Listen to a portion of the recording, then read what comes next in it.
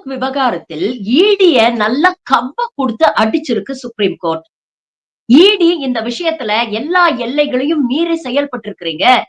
41 எஃப்ஐஆரின் அடிப்படையில் வழக்குகள் பதிவு செய்யப்பட்டு ரெய்டு எல்லாம் நடந்திருக்கு. இந்த 41 எஃப்ஐஆரும் 2014ஆம் ஆண்டு முதல் 2021ஆம் ஆண்டு, அதாவது நம்ம அடிமை எடப்பாடி ஆட்சியில பதிவு செய்யப்பட்ட எஃப்ஐஆர்கள். இத வச்சுதான் நீங்க வழக்கு பதிவு செஞ்சு எல்லா எல்லையும் மீறி இருக்கிறீங்க அப்படின்னு இனிமேல் இந்த விஷயத்துல நீங்க மேற்கொண்டு விசாரணை நடத்தக்கூடாதுன்னு இடைக்கால தடை விதித்திருக்கிறது சுப்ரீம் கோர்ட். இதை ஒட்டி சமூக வலைதளங்கள்ல ஒரு மீம் வைரல் ஆயிட்டு இருக்கு.